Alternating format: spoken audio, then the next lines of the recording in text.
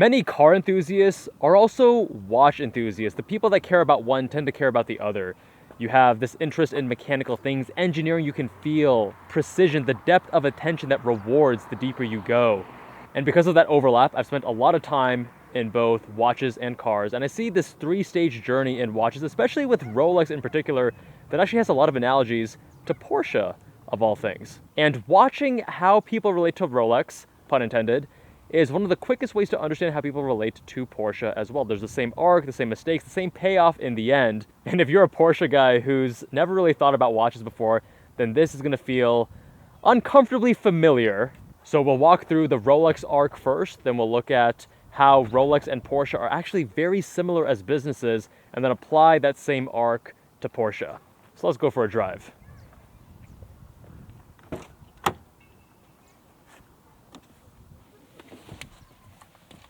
Now, stage one is what I like to call superficial entry. Maybe you watched James Bond, the older James Bond, before he went to Omega in the 90s. And maybe you see that Submariner on his wrist. Or maybe it's Paul Newman with the Daytona, which, interesting story, it actually wasn't popular back in the 60s, and it was only after Paul Newman wore it that it became popular. There's all these cultural references, and at this stage, you may not know what it means, to have different kinds of movements, the different kinds of calibers, the finishing, etc. You just know that this is a watch that is cool. There's these pop culture references, and it seems like something desirable. At this stage,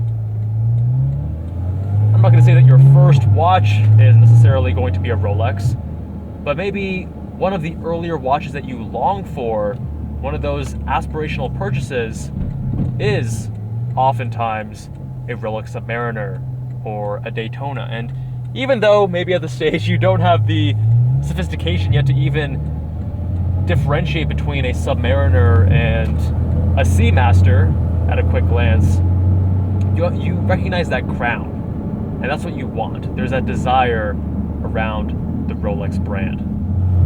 And now stage two is the hate phase. As a watch enthusiast, you start learning about Hodinkee and these various groups and forums online to deepen your understanding and sophistication of the watch world, and understand the quartz crisis and how the Swiss watchmakers then positioned these technologically inferior watches as luxury pieces celebrating, centuries of craftsmanship. And maybe you now look at the Omega Speedmaster for its heritage, the Moonwatch. I have one of those. Or maybe you go to Grand Seiko, the Shunbun, the snowflake dial, the Zaratsu polishing, all that attention to detail, that precision and craftsmanship that, the Japanese just, impeccable. And perhaps what accelerates this even further, this rejection of Rolex, of viewing Rolex as basic, as you just don't know things about watches. You want Rolex the basic choice. You don't understand what craftsmanship actually means from these other brands. What actually accelerates that rejection is the whole AD game, the whole manufactured scarcity, the waiting lists, etc., etc. And I understand where this comes from. I actually was there years ago, and it's because Rolex feels basic. And in a lot of these watch communities, I'm part of some watch groups here in Vegas, and there's a level of sophistication that comes across when you say, I don't buy Rolex. I have graduated from such basic tastes. I'm not one of those people. And many people in these groups, not all of them, but many people in these groups do reject Rolex because it's basic.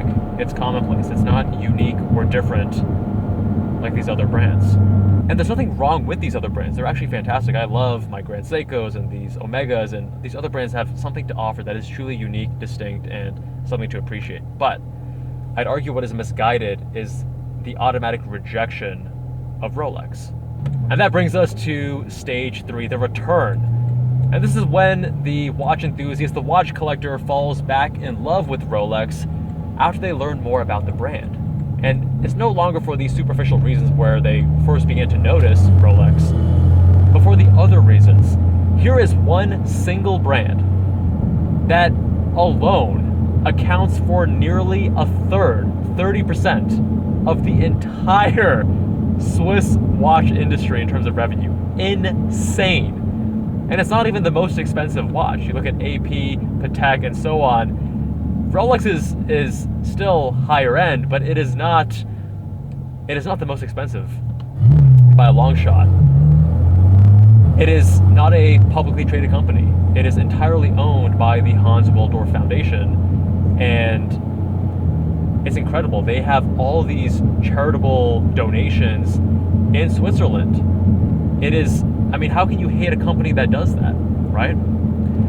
They actually have a lot of parallels to even Apple, where they don't necessarily innovate. I mean, you can look at, the Oyster case, the Oyster being named after the waterproofing and how it's sealed.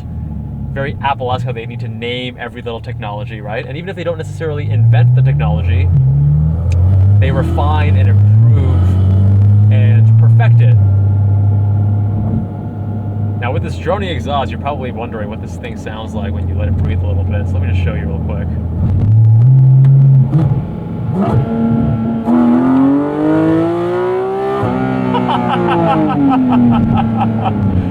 Bro, you are a madman. I love it. This is my buddy's new exhaust he got for his GT4 RS. I love it. This is hilarious, man. Hilarious. All right, so same thing with the perpetual movement, right? The automatic winding of the watches. And just like Apple, they wait for these technologies to come out, and Rolex actually would buy the patent to some of these inventions and then incorporate them and perfect them and engineer them very precisely and such. But as you go down this rabbit hole, you begin to appreciate Rolex, because what Rolex did in the 60s, before the quartz crisis of the 70s, is actually start positioning Rolex in a more desirable way, a more something that is aspirational, right? Giving it to the US presidents, right? To make that connection. The men who, they had this great ad that was something along the lines of, men who, I'm forgetting it, but something along the lines of men who rule the world. They have a Rolex on their wrist, something like that. And if you're an entrepreneur, it is hard not to respect what Rolex has done over the years. And they're not focusing on short-term profit. They're focused on the long term. Even the manufactured scarcity is not, I mean, it benefits them in many ways, but you can also argue that on a long-term horizon, it is beneficial, even if they short-term get total less revenue, because as you have this, it's not a totally linear demand curve. It is going to swing up and down over the years. You don't want to be in a position, as some other watch brands were during the 2008 financial crisis. They couldn't move product, and they had their shareholders, which again, Rolex does not have any shareholders. They're just the Hans Wilsdorf Foundation, and then these other companies had to slash prices to try to move product, move inventory, and Rolex has never had to do that. And we could go on and on about reasons to love Rolex, right? The complete vertical integration, which was very novel for the watch industry as well, making their own gold, their own hairsprings, all these little components, because Swiss watchmaking used to actually be a lot of different brands coming together, and even today, many brands are not quite as vertically integrated as you would expect. But anyways, on to the next act. I want to talk about how Rolex and Porsche are actually more similar than different, because both of these brands are aspirational, but not top tier. Just like Patek and AP are above Rolex, I'd argue that Ferrari and Lambo are above Porsche. Ferrari and Lambo are also much more emotional. Rolex and Porsche are a little more understated, and they focus on precision engineering, not flashiness, in the same way that Ferrari and Lambo do. There are other watch brands that are very flashy, and Rolex can have some models which are a little more eye-grabbing and such, but overall it tends to be more understated. Just like the Porsche 911 from 1963 has been the same classic silhouette that's just iterated every, once or twice a decade. Same thing with the Rolex models. You have the Submariner, you have the Daytona, you have the day date, and so on and so forth. And if you look at the roots, they actually they've slowly evolved over time, just like the Porsche 911. They're not completely getting reinvented, redesigned, and looking completely new. So there's this smaller iterative improvement over decades that is also very much aligned and parallel between the two brands. Both companies also have tremendous margins, very profitable businesses, and both of them are also high volume. Porsche and Rolex are much higher volume than Ferrari, Lambo, or Patek and AP. Right? Rolex makes more than 1 million watches per year, despite them signaling this scarcity. And Porsche, I believe, is somewhere around 300,000 units per year. To are not ultra rare, at least not as rare as you might believe from their brand positioning and their marketing. Now you can see the same parallels with Porsche as well. So stage one, you love Porsche, and not because you understand the difference between front engine, mid-engine, rear engine, and how that changes the balance of the chassis and steering feel and manual transmission, etc., etc. It's just because Porsche is the default successful person car, right? You're a lawyer, you're a doctor, you get a 911. That's what you're supposed to do, in the same way that when you're successful and you want to watch, you get a Submariner. That's just kind of the default brainless kind of thing that you assume. And then you proceed to stage two, which is that, again, you grow to hate the brand the same way you hated Rolex. You now hate Porsche because now you see there are all these guys, as you start deepening your knowledge and your enthusiasm for cars, who they're just chasing Porsche for the brand, for the flex factor. They're not the car enthusiasts or the driving enthusiasts, they're the flex enthusiasts. They got the GT3s, the GT4 RSs like my buddies here, but they don't track it like my buddy. They treat it like some trophy. They treat it like a Daytona that is a garage queen, that isn't actually used in the way to be enjoyed, right? And that's something that a lot of us as car enthusiasts, we don't feel good about. But then you start to realize that the reason why all these Porsche vehicles are so popular and so beloved is the same reason that Rolex is loved and beloved. They are solid products. And just because something is popular and abused by the clout chasers, flex enthusiasts, is not necessarily a good reason to reject a brand. The reason why clout chasers and flex enthusiasts pursue these brands is normally because they are very desirable for having good underlying qualities. So then you drive a 964, 993, 997, 996, 991, or even I just drove my first 992.1 GT3 RS at Sonoma recently. Video of that coming soon. I'll just sum it up as otherworldly. And then you realize why Porsche is held up in such high regard. And you fall in love with the brand again. And after all these years, I've been doing car reviews now for I think 4 years. I have driven literally hundreds of cars, multiple hundreds of cars. You can find them linked below any of my videos. I keep all of the cars I've driven in a spreadsheet and I score them in a semi-autistic way across handling, steering, engine, etc., etc. Everything, every car I've driven. And yet, there are few cars that I actually desire in my own garage as much as a Porsche GT3.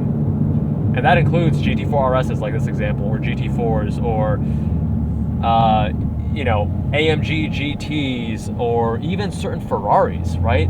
The Porsche GT3 is the car that I want to own. Like, between my current Mazda Miata and the GT3, the only real thing that I want to own is really a Lotus Elise, which is wild to say. And no, I don't want to do a Supra, or a BMW M3, or M4, or M2. I don't want to do a Cayman GT4. There are all these other cars that just don't appeal to me as much between Miata and GT3, which I know sounds ridiculous, but there is a reason why these cars are held in such high regard, especially if you're a driving enthusiast, if you care about the way that a car makes you feel, the communication through the steering wheel, the actuation of the mechanical shifter, right?